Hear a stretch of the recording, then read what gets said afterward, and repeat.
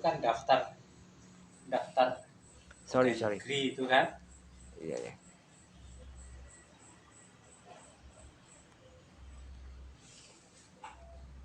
Daftar PNS misalnya.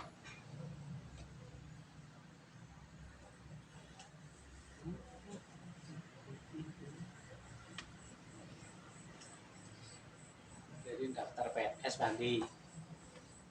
Saya itu ngikut tes PNS itu 4 kali. Pertama ikut Depdikbud, lulus. Guru dulu atau angkatan dulu? Guru dulu. Guru. Ya. Pertama ikut guru, tidak lulus. Tahun 93 masalah. Habis itu ikut lagi, Depdikbud lagi kan, tidak lulus lagi, 2 kali Depdikbud kan. Terus yang ketiga ikut Departemen Agama, karena saya demand, ya kan. Kesimpulannya yang nggak lulus lagi lah intinya seperti itu.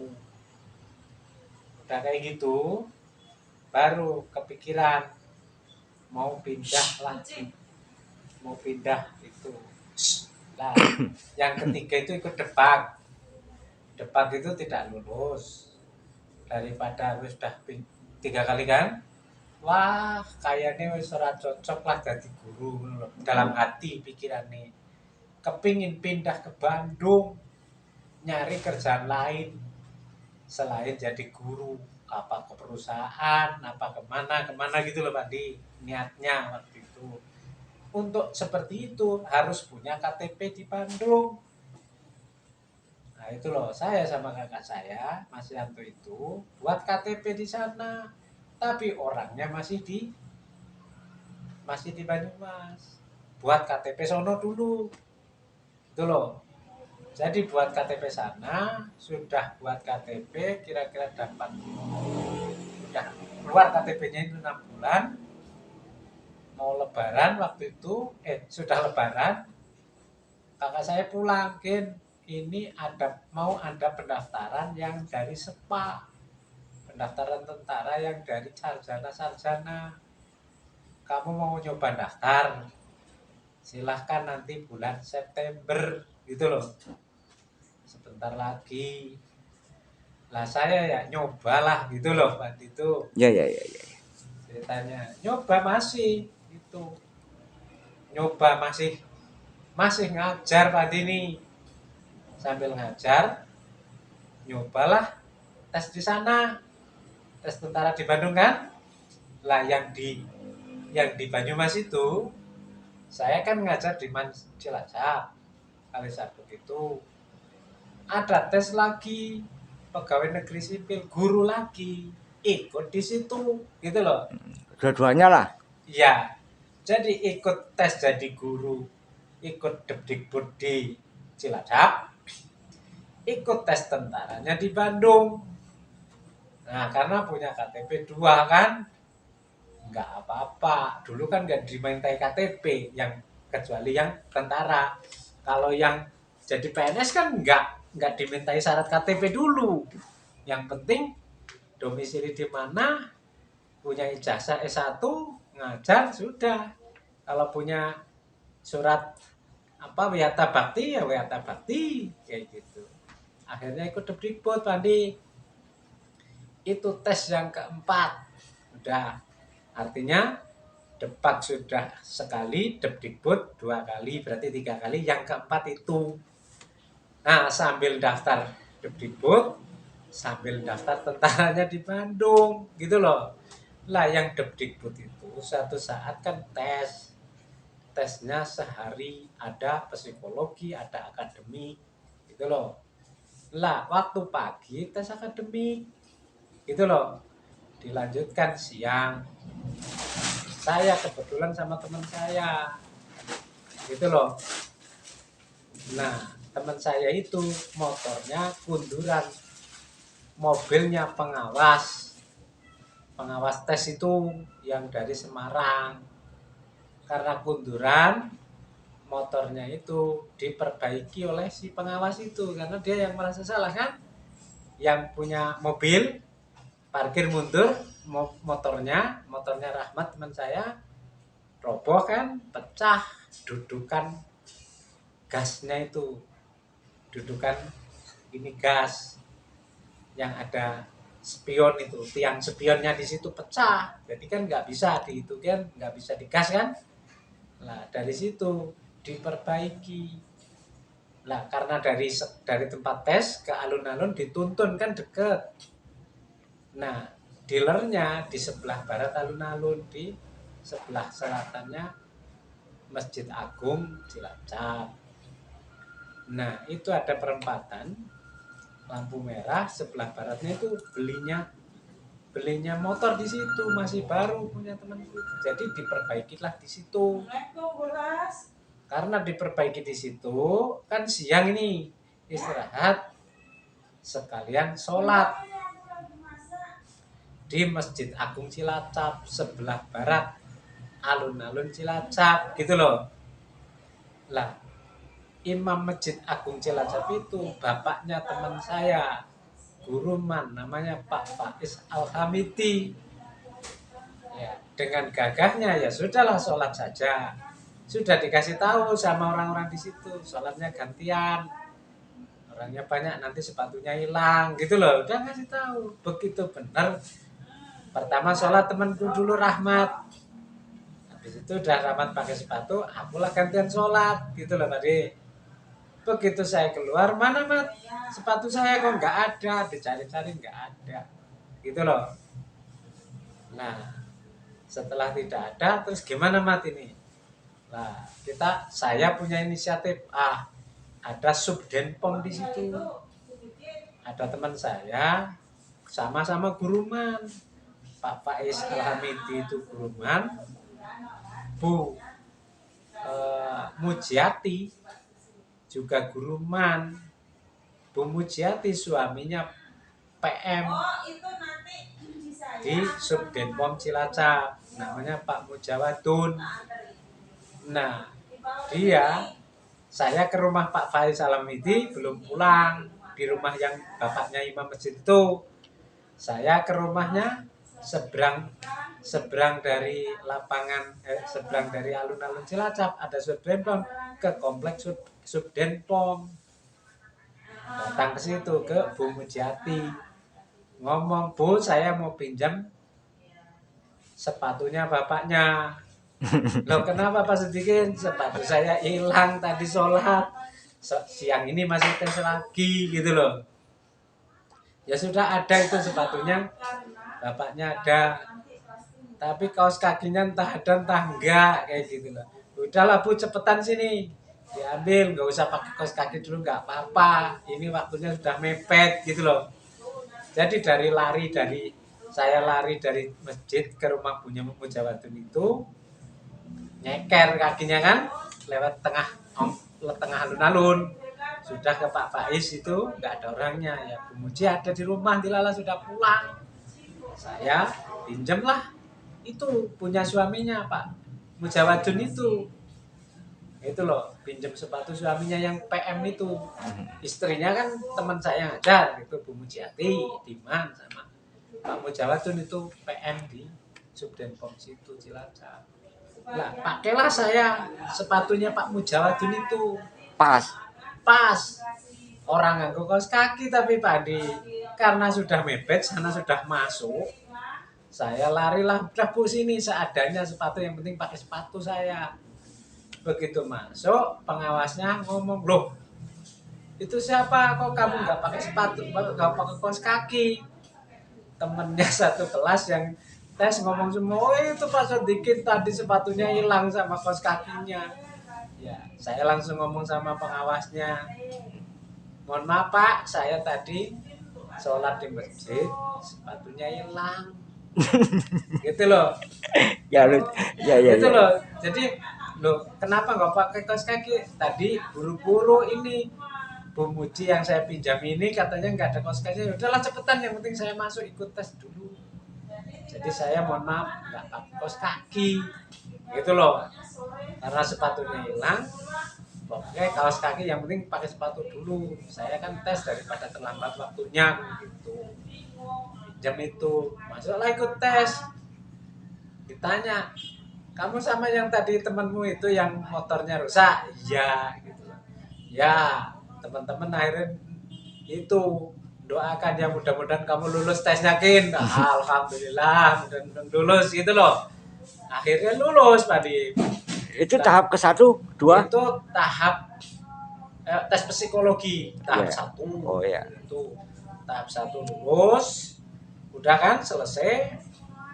Habis itu saya nerusin tesnya militer di Bandung. Jadi kalau siang ngajar, kalau sudah kan ngajarnya 3 hari. Hari ketiga kalau kadang nggak ngajar, saya ke Bandung ikut tes militer.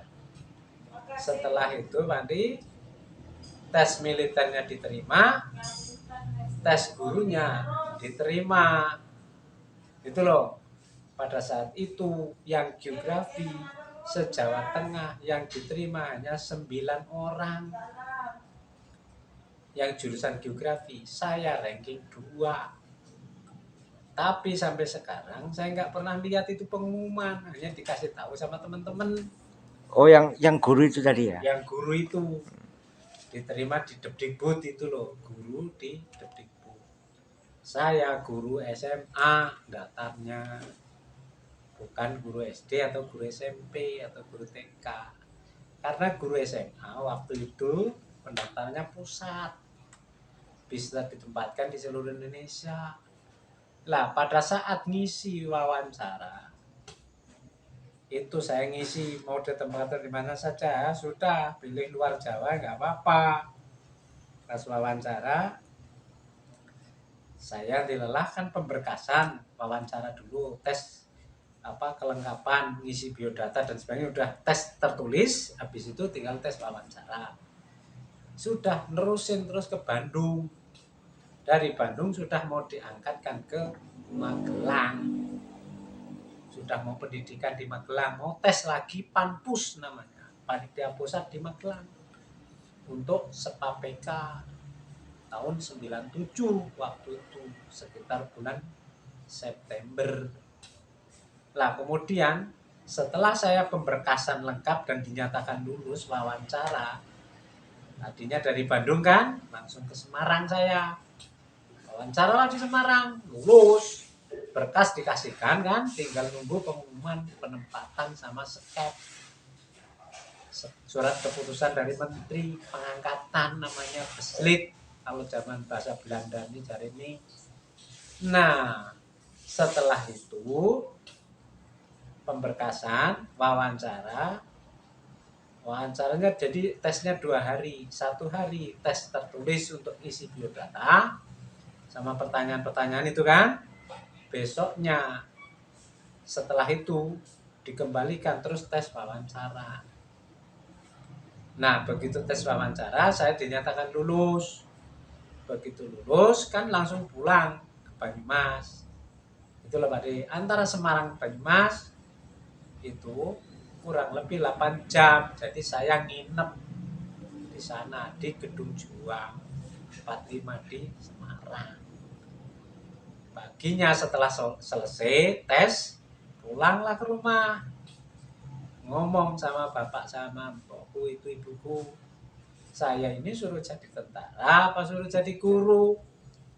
Kalau jadi guru ya di rumah saja. Kalau suruh jadi tentara nanti malam, ya jam malam kayak gini antara jam 8. Biasanya bisnya itu jam 8.45 itu ada di Jatilawang. Untuk bis yang dari Purwokerto jam 8 menuju ke Bandung, nanti sampai di Bandung jam 3 atau setengah 4 pagi. Lah rembuk-rembuk sama keluarga. Akhirnya gitulah, udahlah Ken, teman saudara-saudara banyak jadi guru. Udah kamu salah satulah sana jadi tentara. Akhirnya satu keturunan itu ada 9, saya lah salah satu anaknya yang suruh jadi tentara. Udah yang lain kan pada jadi guru semua gitu. Kamu sana jadi tentara, berangkatlah ke Bandung pada itu. Sementara yang guru itu sudah lulus, sudah menyerahkan persyaratan, berkasnya sudah serahkan, tinggal nunggu pengumuman pengangkatan. Itu loh, begitu pengumuman pengangkatan diangkat nih, saya sudah berangkat ke Bandung. Dari Bandung, 1 hari di Bandung, paginya di Bandung, sore pagi sampai Bandung, kumpul di Aceh, sore jam 6 suruh datang lagi jam 5. Jam 6 sore berangkat lagi dari Bandung, dikirim ke Magelang untuk tes Panpus PPK 5. Setelah dikirim dari Bandung, berangkatlah ke Magelang, sampai ke Magelang besok paginya lagi. Lewat lagi dekat rumah, Pandi. Itu loh, lewat dekat rumah, sampai di Magelang lagi pagi jam 6 pagi. Udah itu ngikut tes yang PPK itu selama 21 hari. Setelah tes 3 minggu itu, saya lulus, dinyatakan lulus, masuk langsung pendidikan PPK 5, 9 bulan Pak itu pendidikan di Magelang. Itu loh ceritanya. Pulang dari Magelang, ya sudah ada surat di situ, surat pemanggilan untuk prajab, karena udah capek 1 tahun saya, sudah keluar SK-nya, skepnya udah keluar, jadi guru, tempat tugas sudah ada di SMA Maos, SMA Negeri Maos waktu itu. Nah, saya tapi kan ikut pendidikan 9 bulan, begitu pulang ada surat pemanggilan untuk prajab oleh ibu sama bapak saya, dilipat aja, ditaruh di rumah, nggak ada orang yang tahu. Berarti surat pemanggilan jadi guru itu sudah 1 tahun di rumah? Belum? Atau baru datang? Udah 1 tahun di Magelang. Oh iya. Udah 9 bulan di Magelang. Jadi kesimpulannya sejak surat datang sampai Pak Sodikin datang itu belum datang ke tempat guru tadi ya? Belum. Wong langsung begitu saya dinyatakan lulus, saya langsung berangkat ke Bandung kok. Bandung langsung diartikan ke Magelang, langsung nggak pulang. 9 bulan tambah 3 minggu ya 10 bulan. 10 bulan itu. Lah dalam waktu 10 bulan itu kan PNS-nya kan sudah turun itunya, sudah turun pemanggilan untuk prajab. Walaupun waktu itu tidak aktif mengajar ya? Tidak aktif mengajar, tapi kan dikiranya saya aktif mengajar sesuai tugas. Iya. Jadi saya karena sudah terima surat keputusan pengangkatan sebagai calon pegawai negeri sipil CPNS waktu itu, saya sudah ada penempatannya, sudah ada SK-nya, SK pengangkatan menjadi seorang caleg calon pegawai negeri sipil. Terima gajinya 80%. Waktu itu gaji pokoknya 253 kalau nggak salah, Pak, 200. Tinggi waktu ya. Itu sudah tinggi waktu itu. Apa 283 saya lupa itu loh. Nah, dari segitu 200.000 waktu itu 283 kalau nggak salah. Apa berapa lah pokoknya itu. Itu terimanya hanya 80% dari gaji itu karena saya diangkat golongan 3A, Pak Andi. Masih muda waktu itu, golongan sudah 3A. Gajinya segitu. Tapi karena saya langsung pendidikan di Magelang kan, pulang sudah nggak jadi pegawai negeri lagi, nggak bisa melaksanakan tugas kan, nggak ngajar kan itu, karena kan sudah jadi tentara, sudah punya pangkat. Nah, surat prajabnya itu turun, disimpan oleh bapak sama ibu saya. Kalau di rumah itu loh Pak, alias didiemin aja. Setelah saya sarjab selesai, baru ditunjukkan ke saya. Sarjab saya 8,5 bulan lagi. Jadi sudah kira-kira 8 bulan sama 9 bulan, sudah 1,5 tahun. Gitu. Surat itu baru tunjukin ke saya.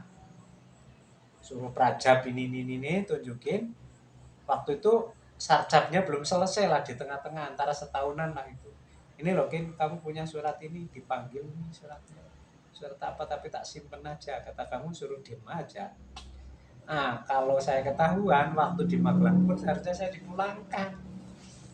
sekiranya waktu itu ada Iya. pemberitahuan dari Bapak Ibu ke Ya bukan dari Bapak Ibu itu, kalau ada orang yang bukan hanya dari Bapak Ibu, kalau ada orang yang sentimen, oh itu sudah diterima jadi pegawai negeri, ya udah saya dikembalikan dari Magelang, oh iya, iya. dipulangkan karena kan nggak boleh, sudah diangkat pegawai negeri kok diangkat jadi militer kan gitu. Oh duluan gurunya ya. Duluan gurunya, Ya ya ya. tapi belum prajab, Ya, belum resmi, jadi ya. baru setengah. Akhirnya setelah saya sarjab, nah ada inisiatif dari Pak D saya untuk digantikan SK-nya ke anaknya Pak D itu loh. Mungkin kalau bisa SK-mu untuk ini, Mas Tri lah misalnya kan gitu. Nah adik saya disuruhlah ke Semarang sana. Ya sudah silahkan, saya bilang silahkan aja. Ya udah, adikmu suruh ke sana, tak suruh dikasih sangulah ke Semarang. Nanya ke kantor kepegawaian sana, apakah SK atas nama ini bisa digantikan ke nama ini? Ternyata tidak bisa. Karena tidak bisa, saya dikasih surat pemberhentian tidak dengan hormat. Itu loh, alias dipecat karena sudah jadi caleg tidak datang waktu prajab. Gajinya apa-apa, menurut wawancara dari adik saya itu gajinya silakan bisa diambil asalkan punya surat tugas mengajar, mana masmu. Dikira saya keluar negeri waktu itu, nanti pengumumannya nggak ngerti, jadi kalau mau ngajar ya sekarang silakan, uangnya tak kasihkan, tapi kalau nggak ada surat mengajar dari kepala sekolah dan tidak mengajar ya tidak bisa, ini uang akan saya kembalikan ke negara, SK-nya nggak bisa digantikan sama orang lain, kata mereka itu. Ya. Akhirnya terbuktilah bahwa yang sepatunya hilang, yang itunya motornya temen itu yang boncengan sama saya itu Keterima itu? yang Ya. dia enggak, Oh enggak. saya saja yang diterima. Nah dari situ saya ini waktu itu ya kemampuannya ya memang benar, soal itu hampir saya kuasai 90%. Jadi tes yang diberikan ke saya ya hampir 90%. Kalau Bener. kalau dinilai dari tes pertama, tes kedua sampai keempat itu mana soal itu sama apa tidak? Enggak, beda-beda. Beda-beda tapi jenisnya sama. Maksudnya jenisnya sama, levelnya sama Pak De. Tapi tesnya berbeda. Lah kebetulan saya punya bekas tes tahun sekian waktu saya pertama, waktu saya tes kedua, waktu yang tes ketiga itu punya. Nah dari situ dipelajari. Dipelajari soalnya tidak sama, tetapi sejenis. Itu loh.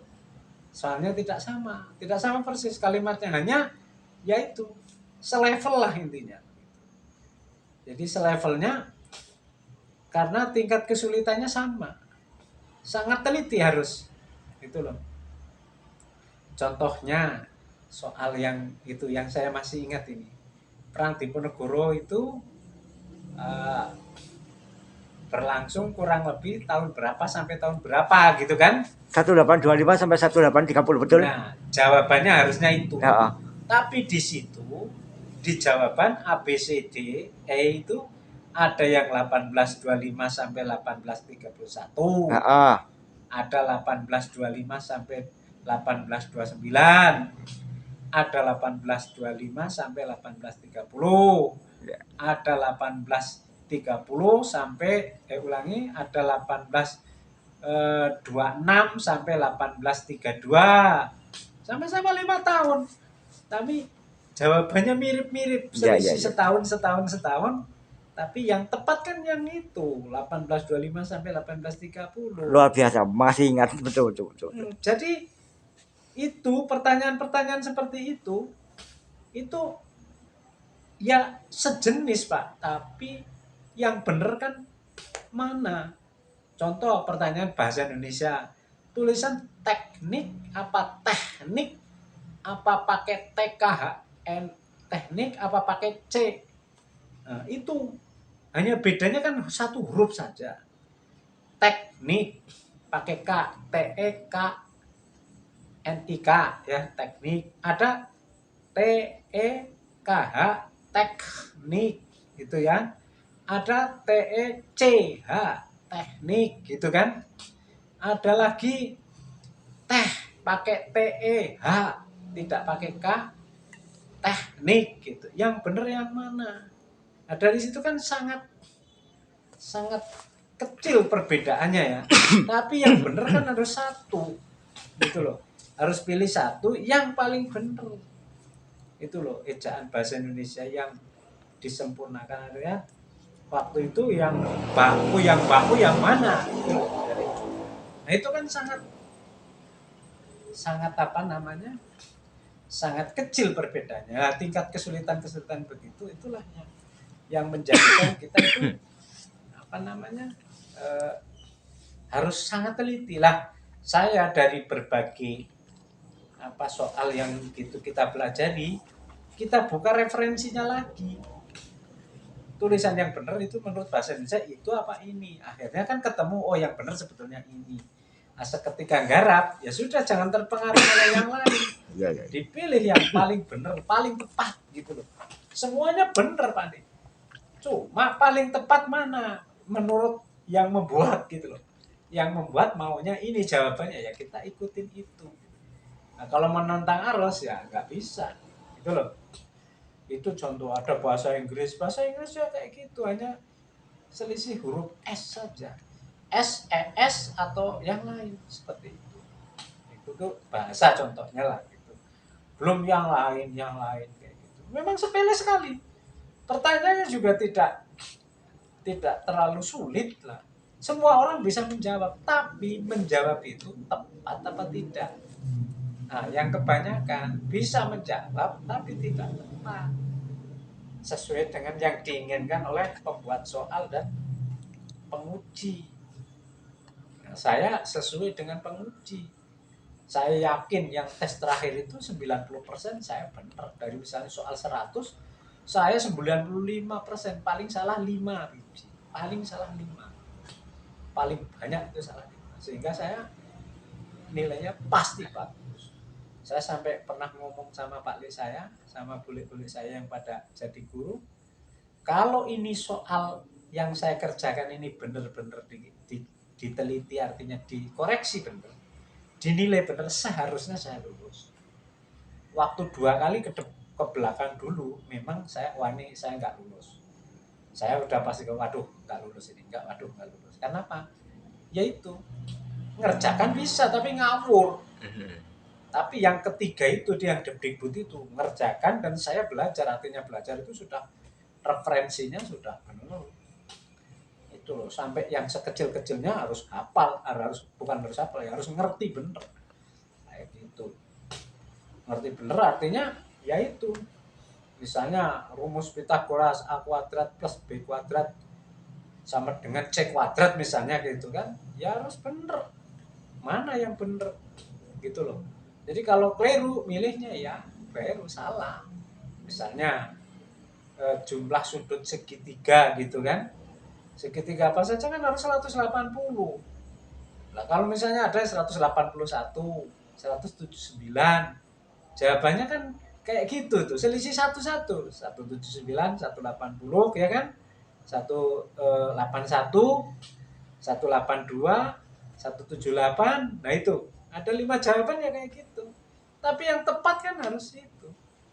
Kalau salah satu sudutnya 90, yang sana berarti yang berhadapan itu akan ada lebih kecil dan ada yang sudut lancip. Kan gitu. Seperti itu. Kalau ada salah satu yang 90 berarti yang kedua sudut lancip. Berapa nilainya? Dibagi 2. Kalau ini 90 berarti sana tinggal 90 bagi 2. Gitu loh tadi. Bagi 2 berapa? Yang lancip mana? Berarti yang lancip yang kecil, yang besar yang. Jadi dari situ sudah harus sangat teliti, harus itu. Walaupun itu kan pelajaran SD lah, katakanlah pelajaran yang katakanlah tidak begitu populer lah untuk seorang lulusan sarjana S1. Tapi ya waktu itu saya seperti itu. Belum lagi tes yang berkaitan dengan psikologi, ya kan, kemampuan analisis dan sebagainya. Saya waktu itu sudah lulus tes militer, psikologi militer saja saya lulus, apalagi psikologi seperti itu. Akhirnya kan saya jadi A kecil lah psikologi umum itu loh. Psikologi yang militer yang sudah speknya khusus saja udah lulus, apalagi cuma begitu. Jadi saya waktu itu punya kemantapan diri dan punya apa, punya semangat yang memang sudah dibanding yang lain. Kalau nggak seperti itu ya enggak gitu. Kalau misalnya nggak bisa jawab ya nggak lulus. Makanya orang ada yang sampai 5 kali, 6 kali, 7 kali. Senior-senior saya sudah berkali-kali ya nggak lulus ya karena itu. Karena apa? Ya itu. Nggak benar jawabannya. Bisa ngerjakan tapi tidak tepat. Ya sampai sekarang mau pegawai negeri apa ya. Kalau bisa ngerjakan bisa, nggak tepat ya nggak lulus. Caranya kalau bisa tepat ya belajar itu kan ada itu, ada pakem-pakemnya. Soalnya memang tidak sama tapi sejenis, maksudnya sejenis itu tidak sama plek Pak. Sekarang misalnya dikeluarkan yang perang Diponegoro, besok dikeluarkan perang Imam Bonjol, tahun besoknya lagi dikeluarkan perang Paragreg misalnya, kan beda soalnya. Tapi tentang sejarah kan, sejarah perang perang kemerdekaan misalnya, atau perang melawan penjajahan kayak gitu ya sudah. Itu nanti misalnya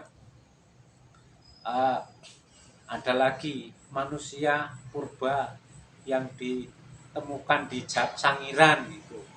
Itu ya disebutkan semua. Ada Homo solensis, ada Homo wajakensis, ada Pithecanthropus erectus, ada Pithecanthropus robustus. Yang mana yang benar yang di Sangiran itu? Kalau menurut buku ini, menurut ini ya harus cocokkan. Supaya ini harus cocok dengan buku kan, dengan buku sejarah. Makanya kalau enggak itu ya nggak menguasai ya nggak bisa gitu loh. Makanya sejarah manusia purba ya kita hafalin, maksudnya bukan hafal ya, mengerti bener. Seketika ada soal begitu, oh iya ini kalau ini jawabannya ini jawabannya ini gitu loh.